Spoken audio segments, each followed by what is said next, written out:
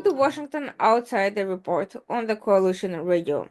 For those newly joining the program, my name is Elena, and I am the editor-in-chief of the Washington Outsider. With us today, we have a special participant, Elena Grossfeld. She's a PhD candidate in the Department of War Studies at King's College London and a member of King's Intelligence and Security Group. Her research interests are strategic culture of Russian and Soviet intelligence, Cold War, and information warfare. Elena holds an MA in Intelligence and International Security from King's College in London, an MA in Linguistics from San Jose State University, and a BS in Mathematics with a minor in Russian Studies from the Hebrew University of Jerusalem.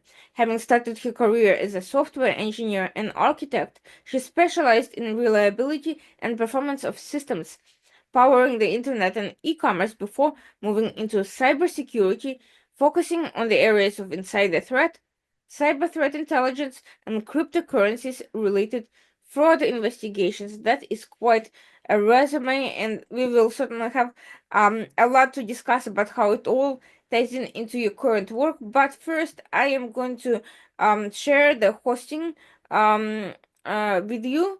So you could start your wonderful presentation. And full disclosure, I met Elena at the Society for Intelligence History Conference in Washington, D.C. at the International Spy Museum and was extremely impressed. And I think so will be our audience. Okay, so we begin the presentation about the propaganda paradox. As we all know, KGB and Russian Federation right now have been running extensive propaganda campaigns.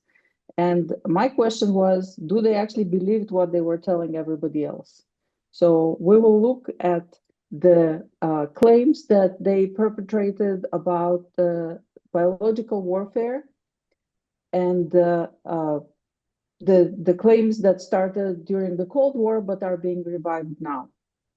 So during the Cold War, there were multiple claims about the existence of biological warfare, active biological warfare programs on the American part, as US was the chief adversary of the Soviet Union, and several claims have been made. So one of them was that the Colorado potato beetle is a biological weapon that was purposely imported by the Americans to the Soviet Union to damage the socialist agriculture. Well, that actually was extremely not true because it happened to also affect the Nazi Germany during that time, and they made an investigation and ran multiple experiments trying to disperse the Colorado beetle to see if it was indeed a weapon, and it turned out that it is not. During the Korean War, the Soviet Union claimed that the American labs in occupied Japan are developing and spreading infectious diseases.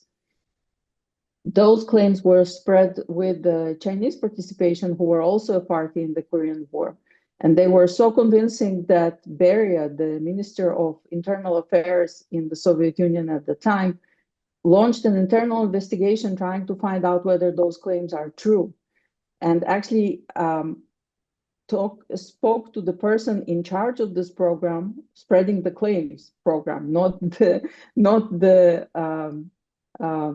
biological warfare program, who claimed that he and others spread those rumors out of nothing. That didn't, allay the fears at all.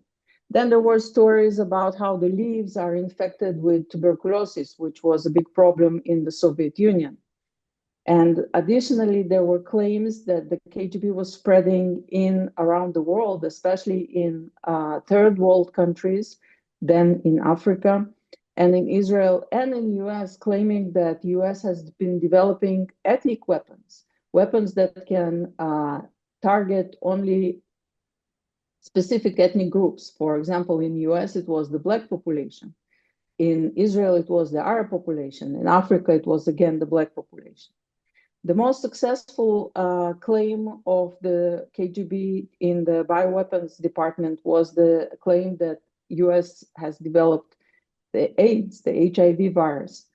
And those claims were so successful that they persist even to these days, and multiple surveys checking this still find people who believe those claims. During the disintegration of the Soviet Union, the US demanded that Russia stops propagating those claims, and they agreed to stop, but of course, not for very long. There were also claims that US is developing mosquito-borne diseases against the third world. And as a result, in Pakistan, for example, a lab that was researching malaria was damaged by the public who believed those claims. In addition to those, the bioweapons, the KGB seriously investigated and claimed that the US is able to control weather to damage the Soviet economy and, again, to undermine its agriculture. Those claims fit very well into all the conspiracy theories that were abound during the Cold War. So it was convenient for the KGB to present that there are powerful enemies that are surrounding the Soviet Union and battling on all the sides. And the KGB was presented as the protector of the people and the party's forward fighting unit, which was part of its establishment grant. In addition to that, in all the claims, for example, about the weather or the ethnic weapons, it was also the KGB recognized the backwardness of the Soviet economy and Soviet science, because every 5 years plans contained the clause that we should all, catch up and overtake America, thus recognizing the US superiority in multiple areas. I mean, if you don't recognize somebody is superior to you, you don't need to catch up and overtake them, right? Also, the US-led biological and bacteriological warfare inside in the Soviet Union was very useful as a contingency clause for, if you're a manager of some big agricultural farm and you are unable to fulfill the 5-year plan because you don't have the resources and, whatever resources you have are insufficient. That is very useful to say, hey, it's not our fault. It's the US bacteriological warfare that dropped some new pests on our fields and, removing the responsibility from you. And also it was a part of mirror imaging because the Soviet Union and the KGB in particular were very busily developing non-conventional warfare programs, including extensive biological and bacteriological warfare. But it presented a sort of, this tension between, on one hand, the KGB is all powerful and successfully protecting the Soviet state and the people, but on the other hand, there are those powerful enemies that are that we need to worry about. But it was also useful in terms of, calling everybody to the flag, gather around the flag. We need to be vigilant. There are all those threats around us. It was also an outlet for people, local people within the Soviet Union, expressing their concerns, writing to the newspaper, saying, oh, we saw something suspicious, come and investigate. But at the same time, you would not want to give too much weight to those, because then where is the KGB if the Soviet enemies are able to arrive to some village and, wreak havoc there? But in addition to that, there were also the genuine concerns about the US research potential and technological activities, because, just as the Soviet Union and KGB were working on bacteriological programs, so did in their mind, the US and everybody else. I mean, even the enhancing military capabilities through paranormal mind control techniques was part of the equation. And in all seriousness, both sides in the Cold War did work, or at least attempt to investigate those capabilities and see how they can be plugged in. And, probably one side still thinks that this is the case. But it is not the conspiracy theories. They are not new. It's not that like they were invented in the Soviet Union during the Cold War. conspiracy theories were a prevailing narrative during natural disasters and epidemics in Russian Empire. For example, fires in the middle of the 19th century. The Russian peasants and citizens claimed that those were perpetrated by the Poles, who were unhappy with being part of the Russian Empire. Poles and Jews were, the enemies. And the state security of the time, the Corps of Gendarmes and the Third Department, at least local representatives, pretty much agreed to those explanations and arrested people and extracted confessions, and then claimed that they had successfully stopped the riots. And in general, the cholera epidemic, for example, was also perpetrated in the minds of Russians by some enemies who were unhappy with the state of affairs, internal elements who are subversive. And the part of it, especially in the more educated population, is the realization that Russia is not a developed country, right? I mean, at least 85% of the population were peasants, illiterate, and unable to understand the real causes and the real reasons, even though, at that time it was already understood that cholera spreads in water, and it needs to be taken care of. And so those conspiracy theories present an illusion of control for people who don't know any better. And what happened after the disintegration of the Soviet Union, as I already mentioned, the US demanded that Russia stops its claims about the AIDS propagation. The Russian Federation agrees, and until the 2000s, there were no such claims. But all the conspiracy theories about the biological and bacteriological war start afresh from the Georgia War, 2006, 2008. And as Russia's belligerent position towards the West becomes more and more belligerent, those claims start intensifying. And they are especially prominent since the beginning of the Ukraine hostilities, and even more prominent since the beginning of the Ukraine invasion in February 2022. In the recent events, I mean, those are not some, historical cases we're talking about. Those are happening in today. A Russian-born American citizen was arrested for, and this is like an official statement, collecting data for creation of genetic screening system for the population of Russia in the interests of Pentagon. And he was sentenced to 15 years. I don't know if hard labor or easy labor, but it's at any rate is unpleasant for his espionage. So those claims about ethnic weapons, now with the advent of better understanding of genetics, if you ask anyone who understands anything in it, they will tell you this is not the case, especially as the ethnic difference or genetic difference between Russians and Ukrainians are pretty much imperceptible. The Russian general who was the head of nuclear, chemical, and biological defense, and he was assassinated allegedly by the Ukrainian state security or security services. He was also the one claiming that in Ukraine there are biolabs that are financed and US developing ethnic weapons, and they're using, the very prevalent claim after the Ukrainian invasion is that their US and their labs managed to weaponize insects and birds and are transmitting bird flu with migration of birds and transmitting mosquitoes in drones, because a drone that crashed was found to contain an empty container, and from this we have to assume that mosquito spreading various diseases were transported there.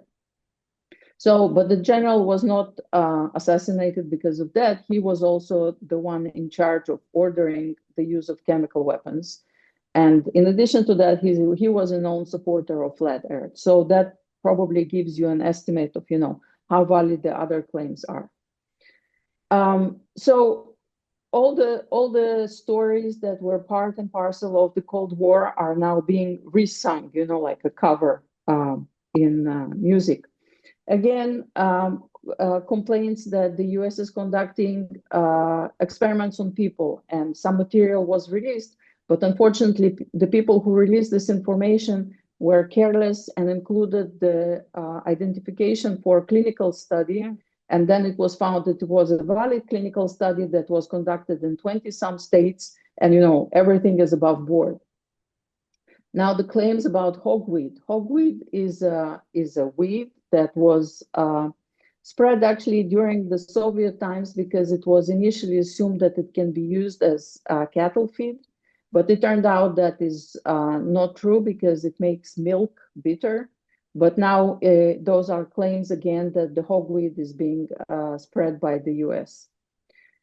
And again, repeated attempts of genetical weapons and drones with containers. So the same stories adjusted for modern technologies.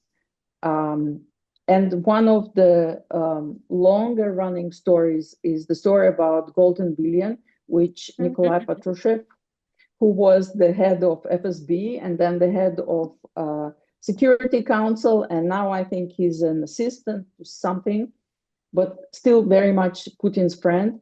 He was claiming this is the Malthusian idea that the Earth can support only a certain number of people, and the West is interested in having 1 billion people in the West living well, the Golden Billion, and everybody else, dying of whatever, hunger and diseases.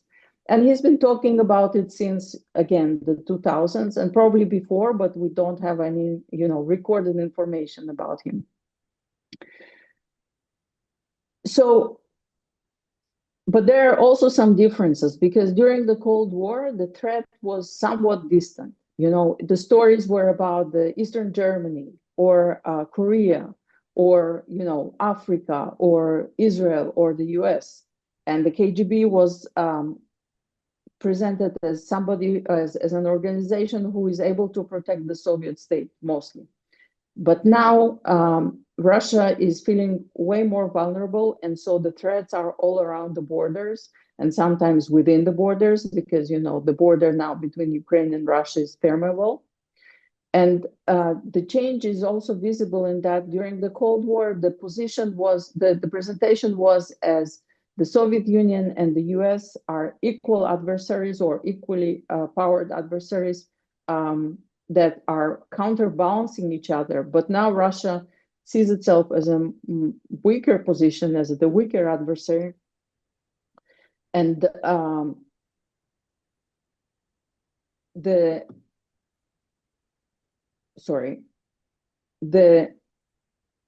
within the previous, the Cold War policies, the Soviet Union was presenting itself, at least outside, as somebody, as a state that is not engaging in those dirty tricks, not developing, poisons, not developing radioactive weapons, not developing biological weapons.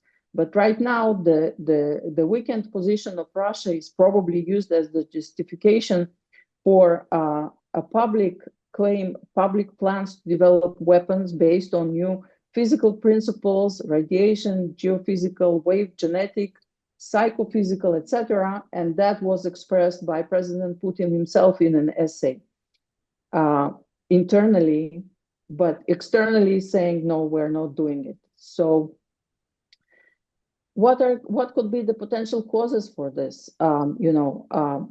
Continuous claims of propaganda and a certain belief in the possibility of it. So while each case could be attributed to something else, there is an internal belief that those claims are possible, even if not in this particular case. So again, it's very useful as a powerful enemy's narrative. And another person suggested that those claims that are contrary to the science can be explained also by mass dumbing down. So in psychology, psychological trauma can cause temporary stupidity as a defensive reaction. And so he suggests that it could be used as an explanation to why everybody, starts believing the flat earth and the ethnic weapons, for example. The fact that the Soviet KGB and also currently Russian military and Russian state security always valued loyalty over competence. So, if you're using loyal people over those that can tell you that this can be true, this can't be true, then, you're ending up with people who actually believe those claims. And again, the mirror imaging, because since the Soviet Union and Russia is developing and was developing those biological weapons, and they have successfully weaponized multiple viruses in the early 1990s, and attempted to do genetic engineering projects in the 70s, since the 70s, they assume that everybody else is doing the same, because as a state that does not have an effective audits for the state security and the military and the programs they're running, they assume that everybody else is, all other states, including democratic states, are doing the same. And it also creates an internal influence operation on necessity of developing those weapons as a justification. And so the end answer that I came up with is like in Facebook, it's complicated. They believe it, but they also it's a belief out of convenience as well as genuine belief. It's complicated.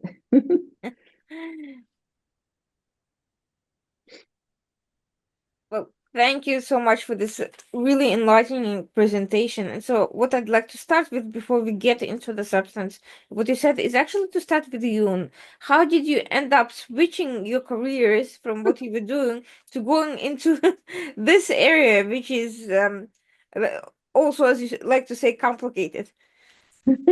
Yeah. Well, I think I always maintained an interest in Russia, and I was keeping abreast with all the developments there, and reading materials online and books and whatnot, and talking to people. And at some point, I guess I was a bit fed up with doing software and security and site reliability, and I was looking for something that would be a new challenge, but also a new opportunity and a new direction. And I decided just to follow my other interests that, luckily I maintained in addition to being, interested in high tech. So once you started looking at information warfare aspect of the Soviet and Russian intelligence, what immediately jumped to you? What grabbed you? What was the first thing that grabbed your attention? I guess the continuity of narratives, because Mhm. everybody was assuming that there's going to be a sharp divide between the Soviet times and the Russian Federation, the contemporary Russia. But I guess we should not have been as surprised as that, because the people who were, if not in power, then very close to power during the Soviet times, have been able to maintain their access and positions to power today. So this is interesting because it seems to me that these narratives are themselves fraught with contradictions. But before I get to that point, what who would you say are the target audiences for these stories? Are these the Soviet people? Are this the wider, you know, world, potential Westerners who the Soviet Union is trying to turn against their own governments? Who are the ideal listeners and the perceivers of these narratives? During the Cold War or right now? Both, either. So during the Cold War, it was everybody, right? The internal audiences were kept aware of those claims because look how scary it is outside, right? You should not go out there because it's a scary world out there. For the outside audiences, those in the third world were made aware of those narratives because the Soviet Union is protecting you and the US is trying to, to damage you and using you for experiments. And in the Western audiences, it was look how unbelievable those claims are that the US is not doing it. We are telling you, see, those are the evidence we're presenting to you, and you cannot deny that this is happening. So I guess it was, an all-encompassing approach. For the modern, I would say about the same. So internal audiences are, again, they need to be presented with an image of a powerful enemy that everybody needs to be united against, and, preserve our Russian values and our Russian civilization, if you will. And then I would say that the Western audiences are somewhat perceptive to those now, especially after the COVID, right? Because the epidemics created a massive distrust around the world, actually, in all the administrative efforts to explain the epidemics and to address the epidemics, like the anti-vaxxers and the people who did not believe in masking, for example, in the US, and everybody else people in China who were forced to use the Chinese vaccine without having a proof of it being useful. And within Russia, the vaccine that was developed, in like 5 minutes without any clinical trials and declared effective. So I think on the outside audiences now, those claims also make an impression, whether they want to or not, just because the trust in governance, the trust in politicians is at the very low pretty much everywhere right now. I'm curious, how did the Soviet government reconcile its claims that it was very scientific, realist, anti-magical thinking, very rationalist Soviet education with absolutely fantastical claims and this type of research like Project Ultra in the United States and whatever the name was for the equivalent research and operations in the Soviet Union, how would they explain this mystical and preposterous stories? And how do they reconcile them with this focus on STEM, on being rationalist, on denying miracles and religion and so forth? I mean, those can very well coexist together. If you remember Lysenko's claims, right, that by changing the environment, you can force an organism to change, which are also, like somewhat less scientific than other claims, than the alternative. Or, for example, the Soviet, I would say, war against cybernetics, right? Like all the ideas that were developed and enhanced in the West were conceived, like, no, this is not science. So in that environment, you just, I guess, do it by declaration. You declare this is what science says, and everybody has to believe it. But there's also a different, slightly different aspect to it because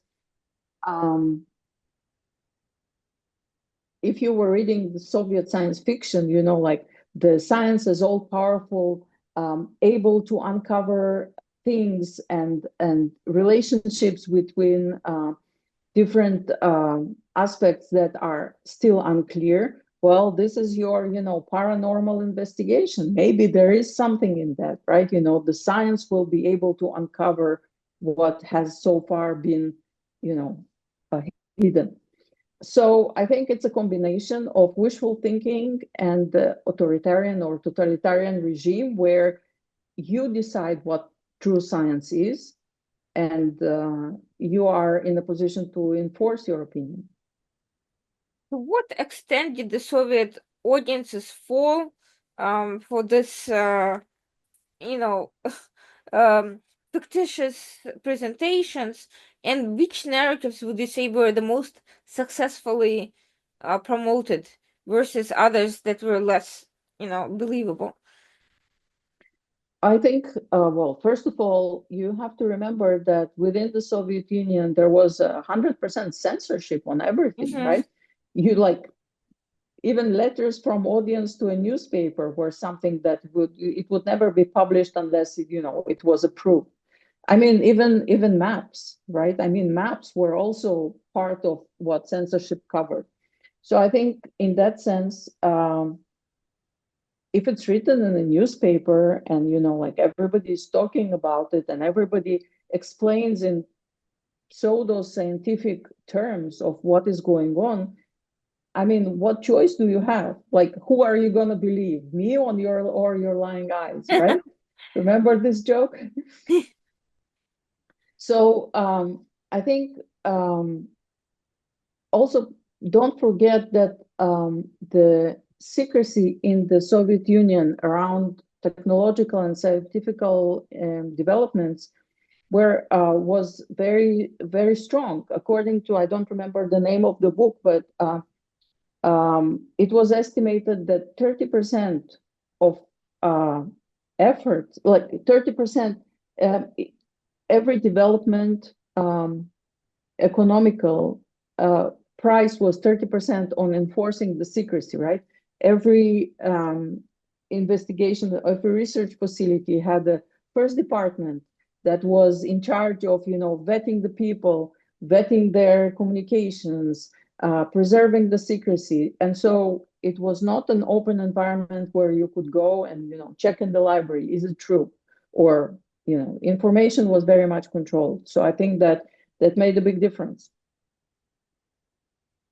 The story about the Colorado beetle rings very familiar because it because it's just something that first of all never quite went away during the Soviet era, and everybody joked about it afterwards. But at the same time, this and the mosquito narrative, this weaponizing of seemingly innocuous and insects is bears striking similarity to some of the narratives that we see in the Middle East about Zionists weaponizing dolphins, birds, and assorted other animals. And I'm wondering if there's any parallels or connection or influence between these two sets of stories.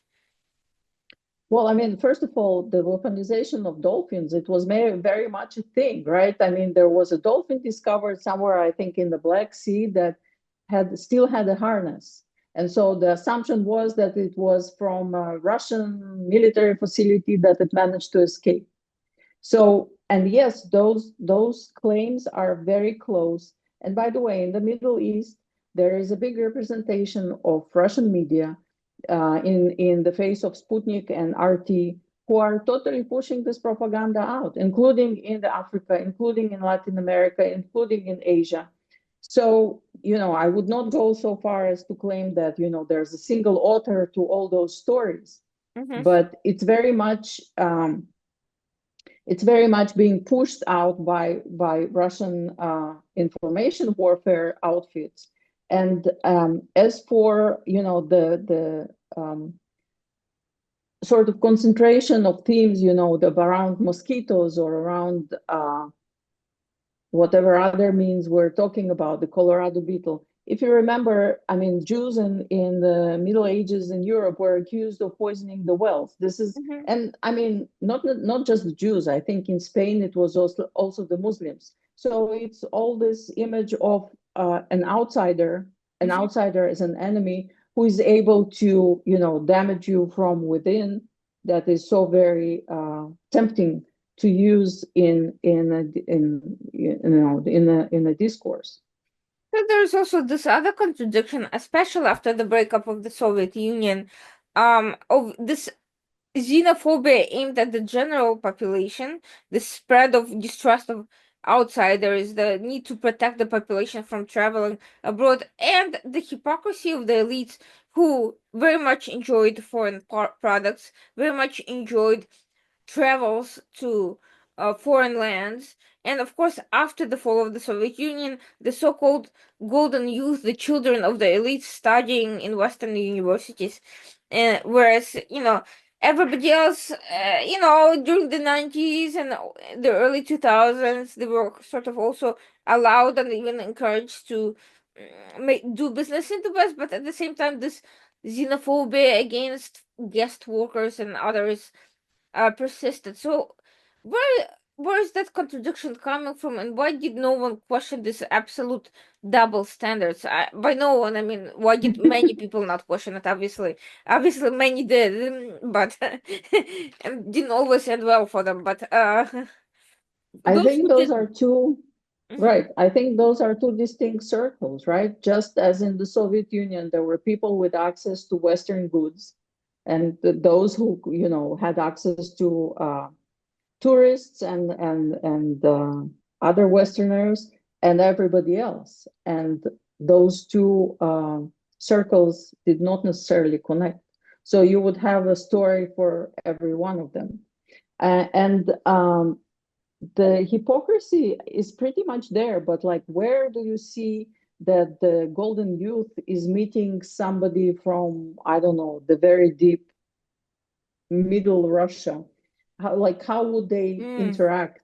And where would they come face to face to find each about their incorrect assumptions?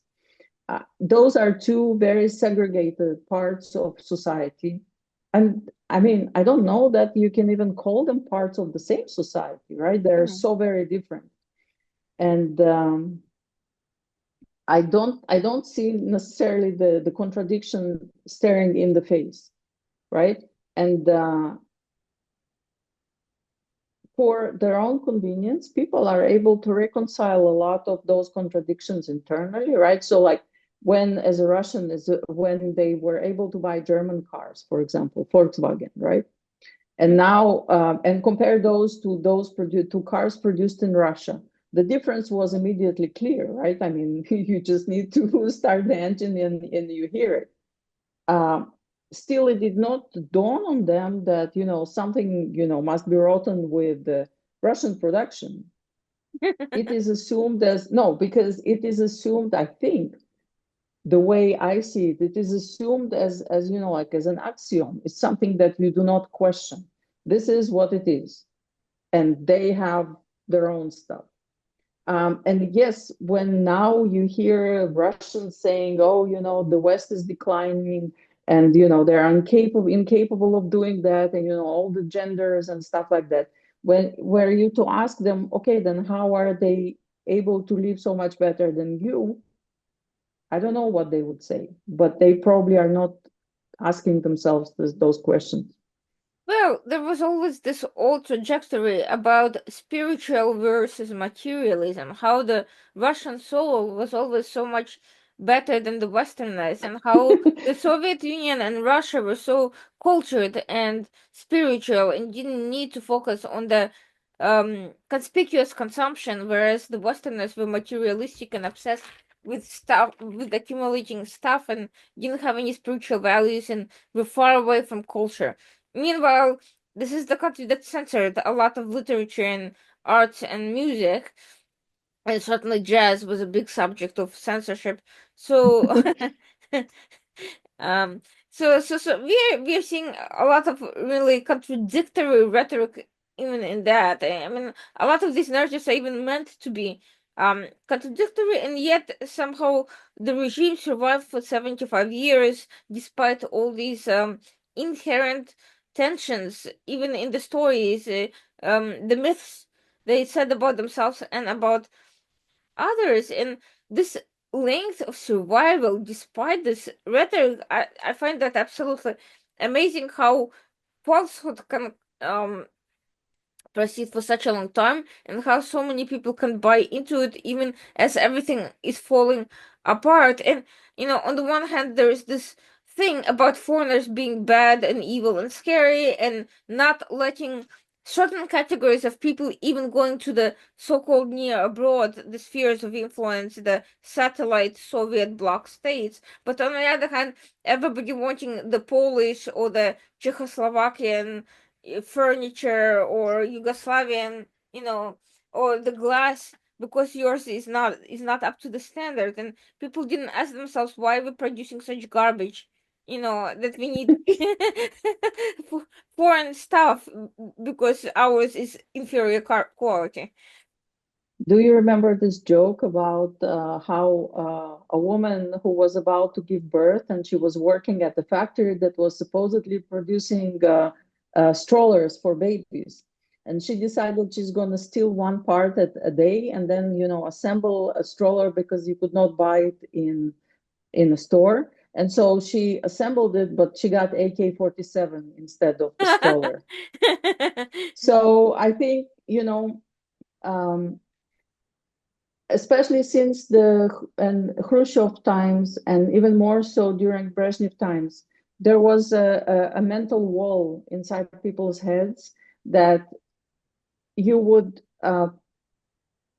remember. We pretend we're working, and they pretend they're paying us, and the same applied to the political culture, right? To the political space. So people gave up or did not try to get any agency in the political space and in economical space, well, except for those who did and were considered the criminals, and instead preferred to concentrate on the Russian suffering, the best ever, or like Russian soul, the deepest ever, or Russian depression, the deepest, the darkest. So I mean, I think this is in large part what interests me in the area of my research, which is the strategic culture of KGB, is there are cultural differences that are fed by ages of history and driven by a certain outlook that once you're within, it's very hard to filter out. And once you're outside, you sort of you see it better from the outside than from within. So on that note, actually, I want to ask a general question about KGB and its counterparts, but before I get to that, I wanted to get back to the figure of Patrushev, who is, who for whatever reason in the West has this aura of awe and mystery, even though, to me, he's actually in many ways inferior to many of his predecessors and has less of an ideological stand and much more over clerical, in the most negative sense of that word, um image.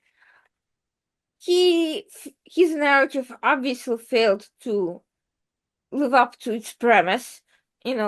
The humanity long since surpassed a billion, and it's now, I think. No, golden billion, golden billion.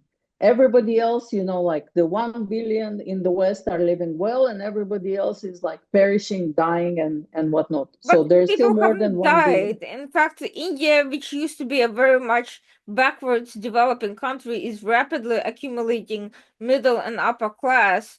Former Soviet bloc countries like Poland are, becoming leading powers in Europe, and even many of the African countries are, seeing a growth in entrepreneurship and development. So how does did anyone confront him about how it did not really work out the way he claimed, that countries go up and down, and you know Have his you ever story just tried? didn't. Uh-huh. Have you ever tried to argue, like to convince a religious person with logical arguments that his religion is nothing but a collection of myths and, stories? Good luck with that. Because even if you were to confront him, I personally had no such experience of talking to him, but were you to confront him, I would assume that he would say, first of all, it's a Western propaganda. They don't live all that well. They're suffering. Look how much they're dying. And uh, worst case would be, oh, the West is paying them to produce robots for their manufacturing. And I don't think you can bring facts to dispel somebody's faith. This is, a lost proposition. The other issue is that Patrushev was basically humiliated by Putin.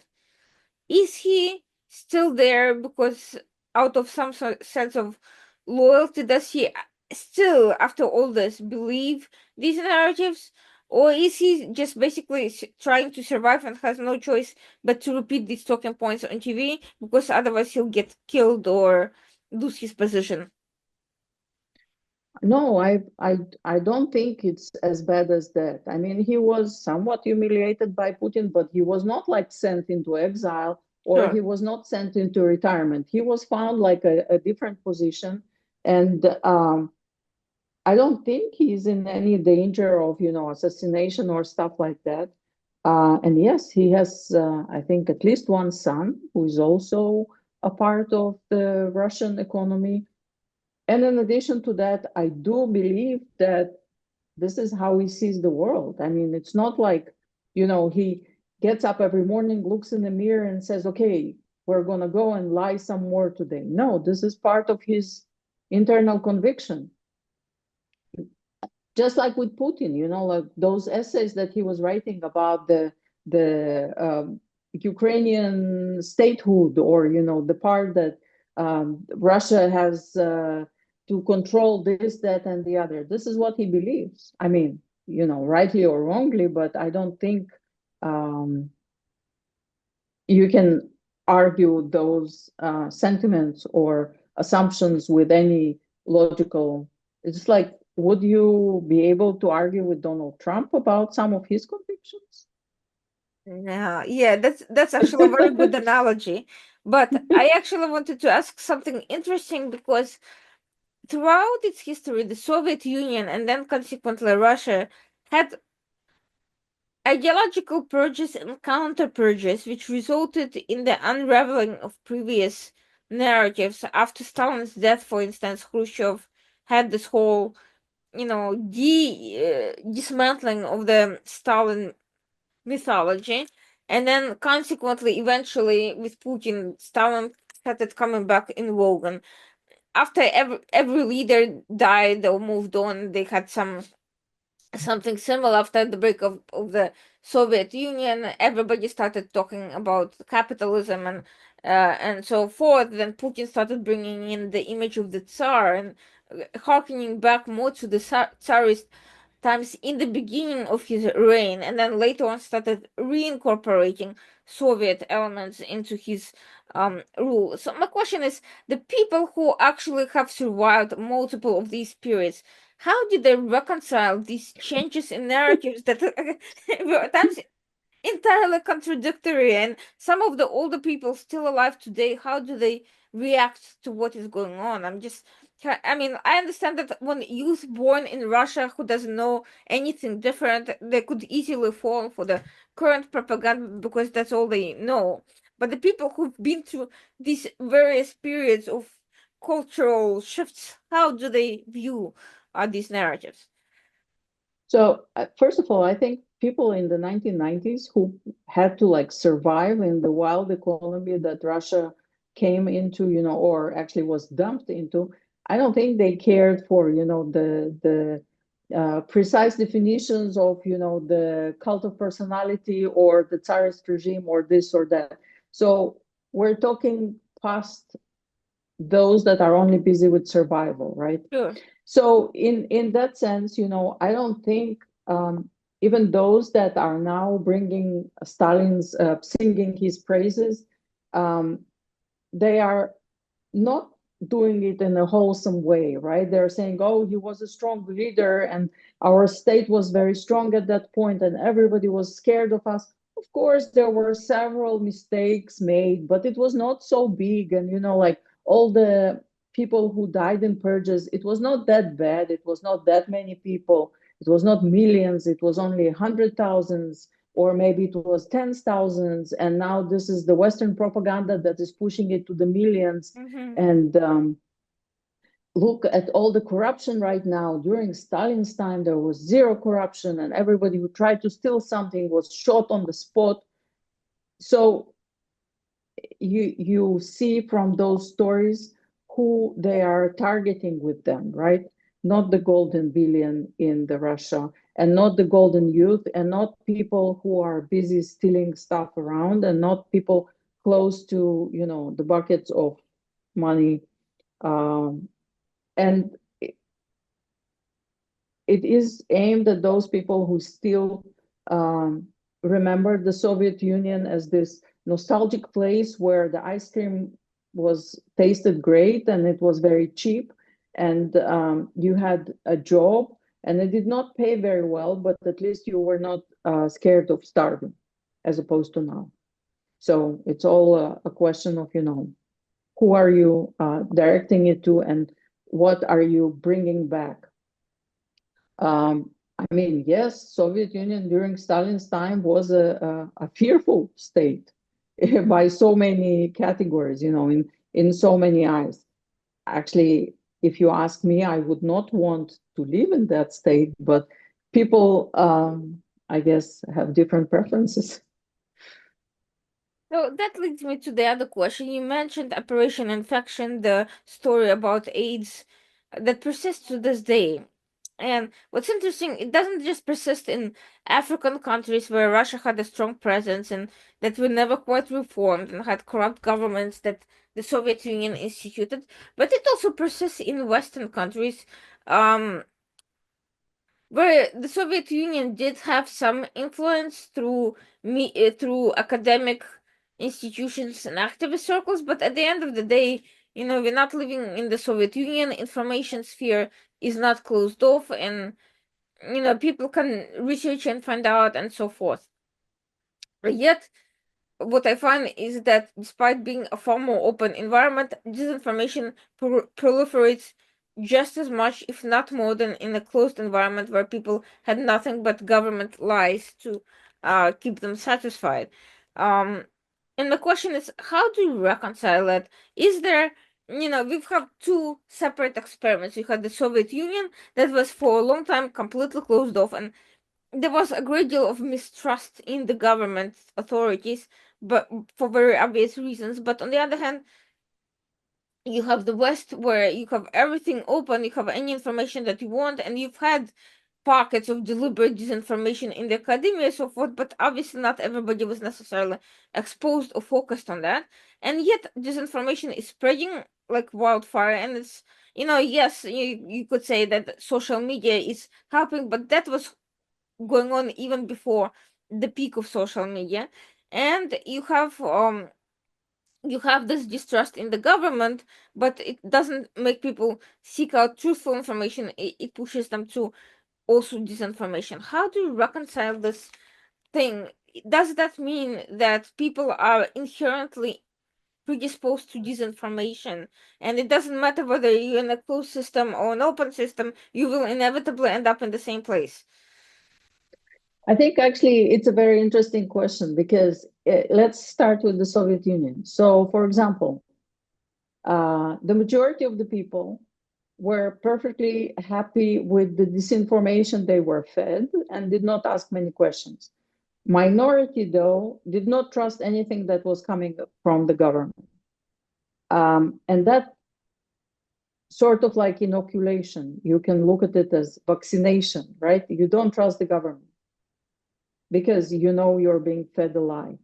Now in the West, a different problem because initially, especially, like up until the end of the Cold War, I would say the majority of people did trust their governments. There was an official government communication channel that people would turn to learn the news. Or like in US, there were what, 5 major networks, and they were all, they were the news were they're fact checked, and there was somebody behind those news, and if they made a mistake, they would issue a correction. But that is very cumbersome process, right? Because you need to send correspondence, you need to edit the news, you need to transmit them. and now everybody is trying to do away with it because it's expensive, right? It's so much cheaper to just, source your news from somewhere. So this is one part of it, like less fast fact checking, less verifiable information, and less trust.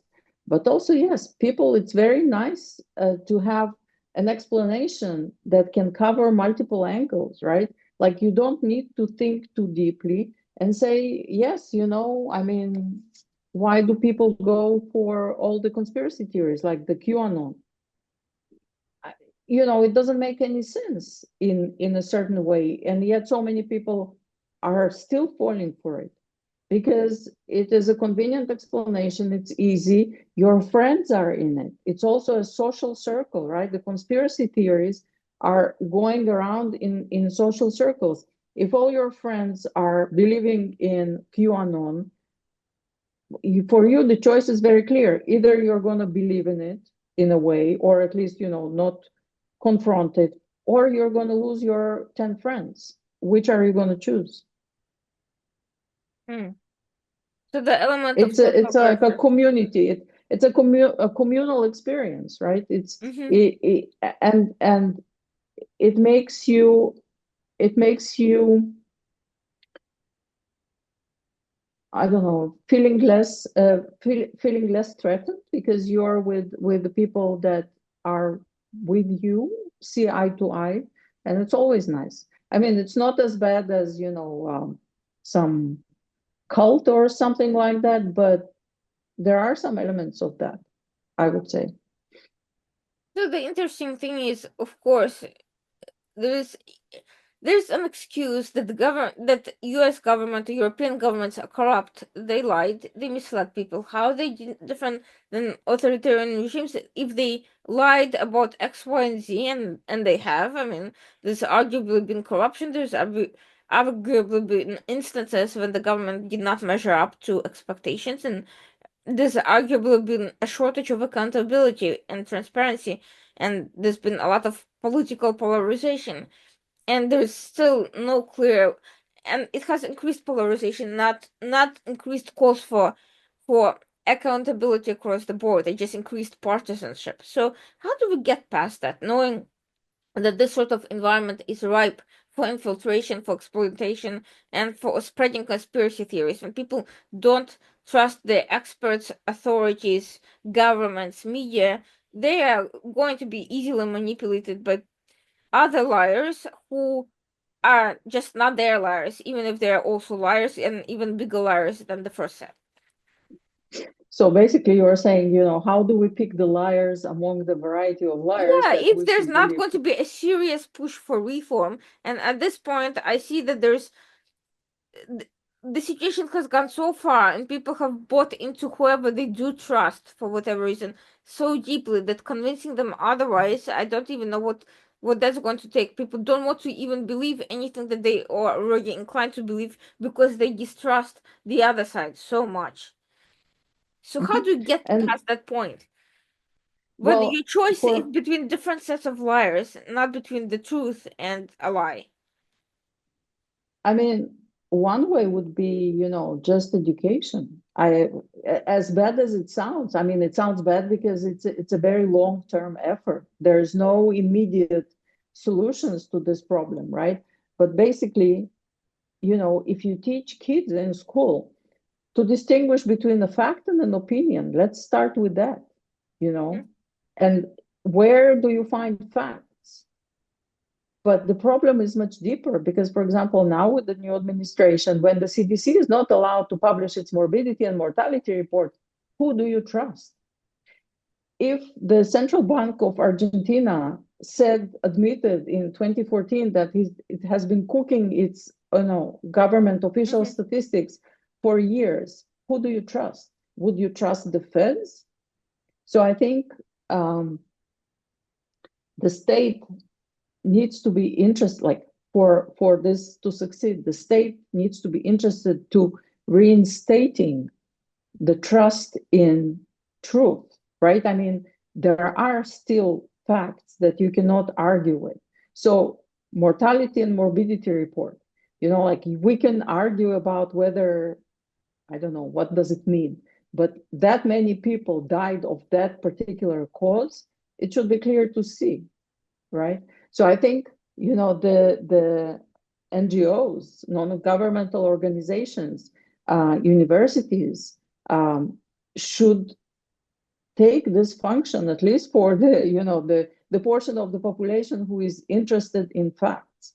Well, now with the abolishment of Department of Education that is being discussed, I don't know what's going to happen. Like, who is making sure that kids can distinguish between fact and fiction? And does it happen in religious education? If you have like an Episcopalian school or Baptist school or a Catholic school, do they teach kids logic that you can say, okay, this follows from that, doesn't mean that that follows from this, right? Mm-hmm. So it sounds very bad, but it's almost like I wouldn't go as far as Handmaid's Tale, but it's pretty much going there. But a lot of dystopian sci-fi books that the total deterioration of um, science and like belief in science. And by belief in science, I'm not saying that you should believe everything a scientist is saying, right? Because part of it is 5 years down the line, they can say, no, we made a mistake. It's actually like this. And it's still a valid argument, right? So I don't know that there is a solution.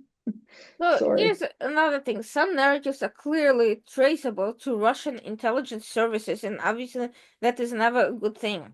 And even a person who doesn't believe the US government should be able to say, well, now that I know that this story clearly is cooked up and completely fabricated, at the very least, I will not believe this story, even if I also don't believe the US government.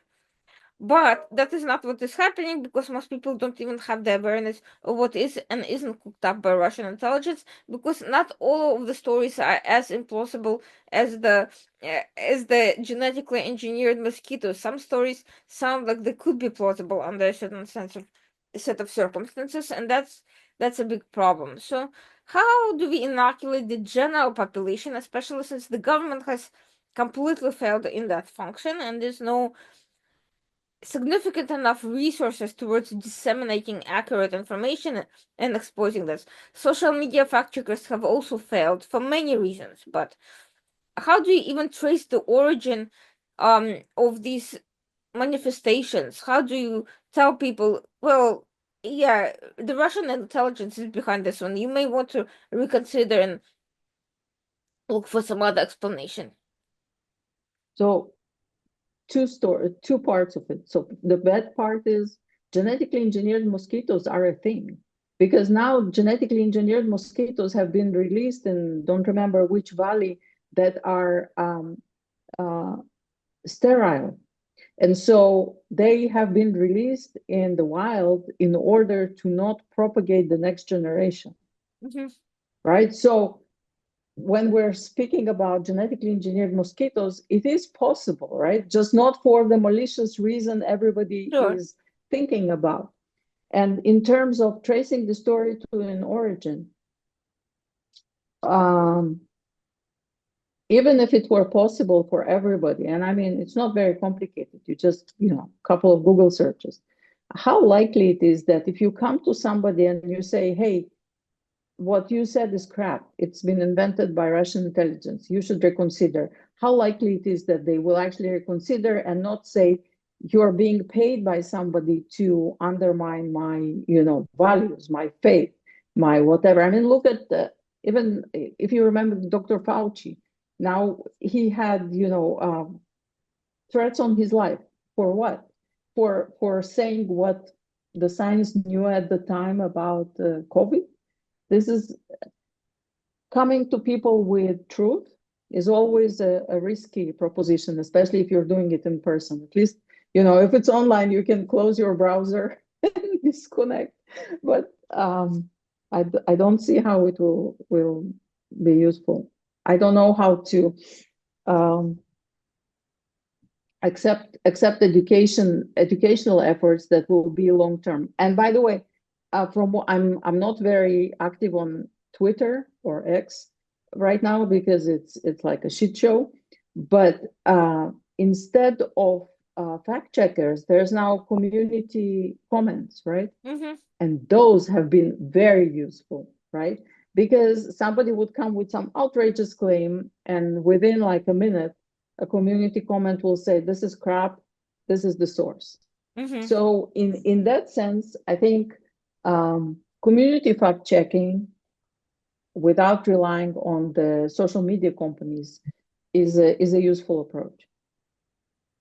So that brings me to the point. Can we say that the Russian intelligence, despite all the nonsense and despite the complete incredulity of their claims, has actually won or is winning the date? And is there any way out of it at the point we have gotten ourselves into? Uh, I very much don't like to say that they're winning, but you know they're in a pretty good shape. They, like every other organization, right? They're adjusting. They are modifying their tactics. They're modifying their techniques. They're modifying the approaches, and they have a goal, like every other intelligence agency out there, and they will continue doing that. I mean, I don't see how you can. I mean, as long as Russia is a state, and probably way beyond that, because then it will be just like guns for hire or something. I don't see how you can, you know, take care Is of that.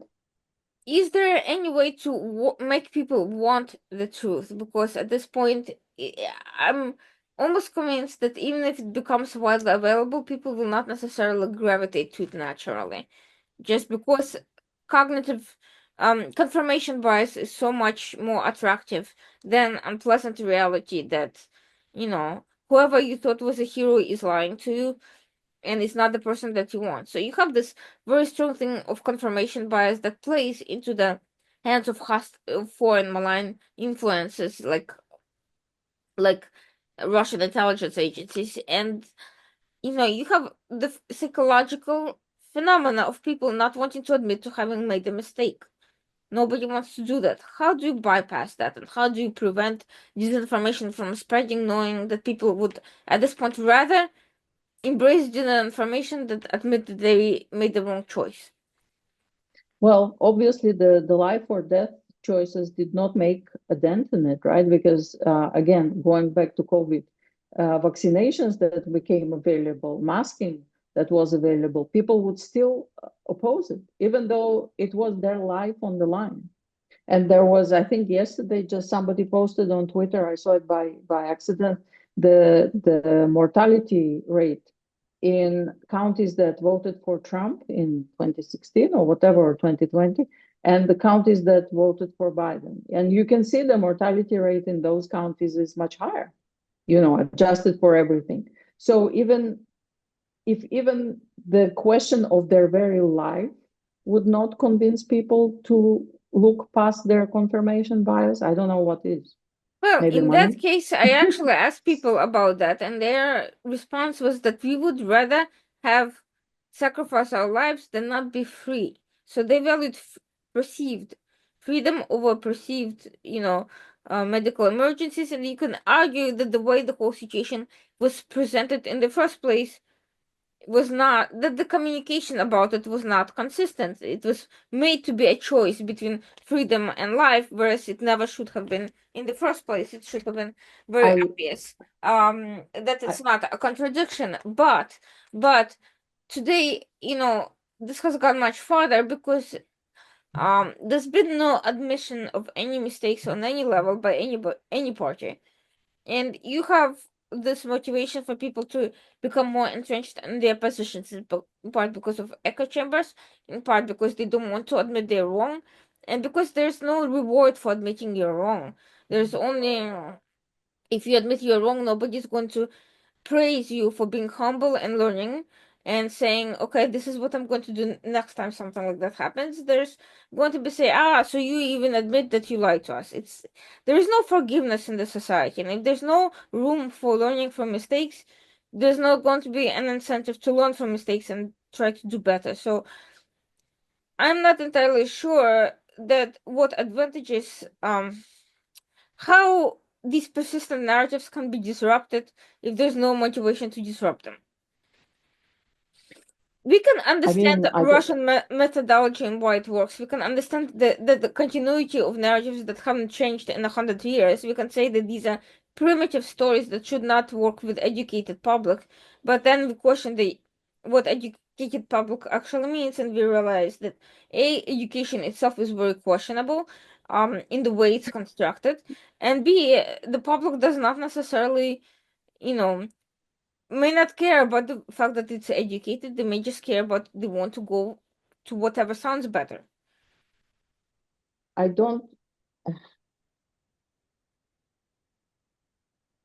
I don't know what to say. I mean, seriously, it sounds pretty bad. And but I don't understand exactly when it was either vaccinate or stay free. Like, why couldn't you? Because I think people that believe in, the 5G getting into the elements inside your vaccine are Mm-hmm. beyond logical conversation, beyond scientific conversation. Sure, And but I don't know. I mean, actually, maybe.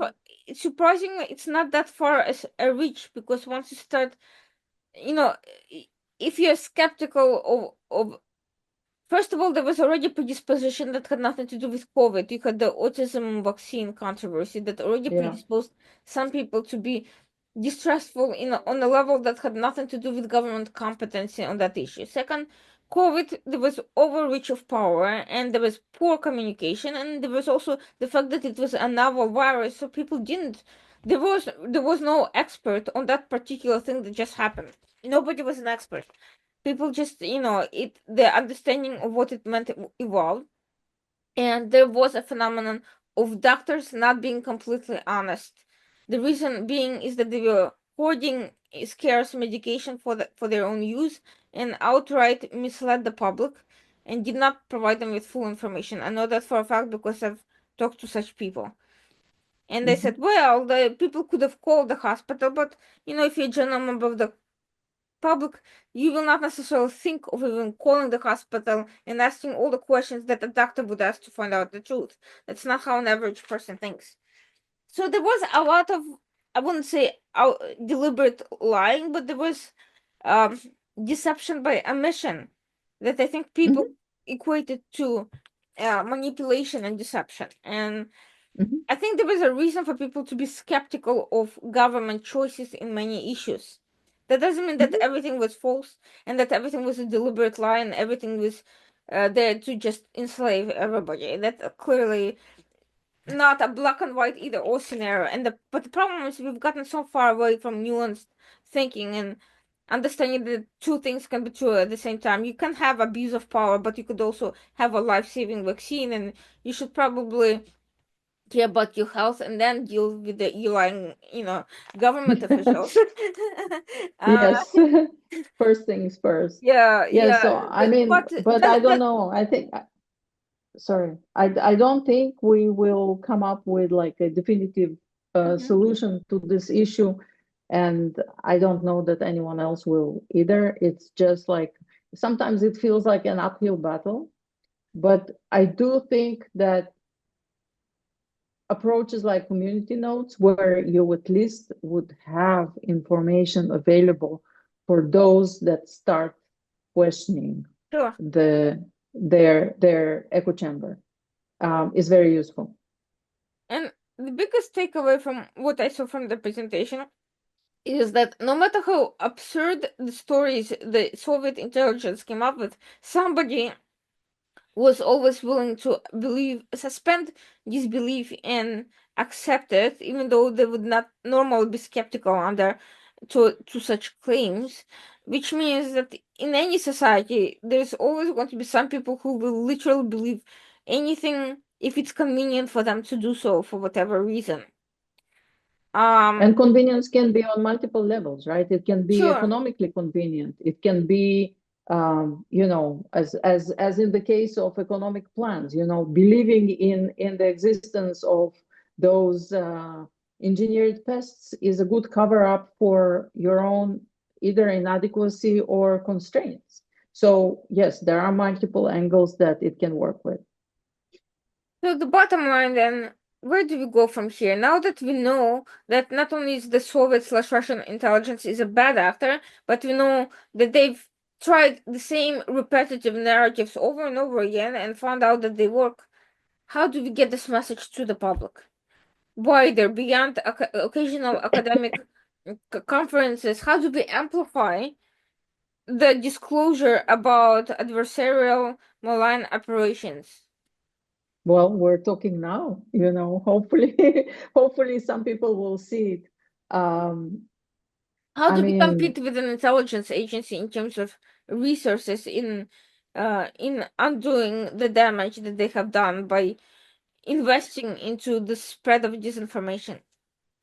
I mean, in the case of Russian disinformation, I don't think we can come up with anything even close because now that they outsourced it to private parties like the Russia Today or Sputnik or the Internet Research Agency and others, Tsargrad, we are, I mean, that's it.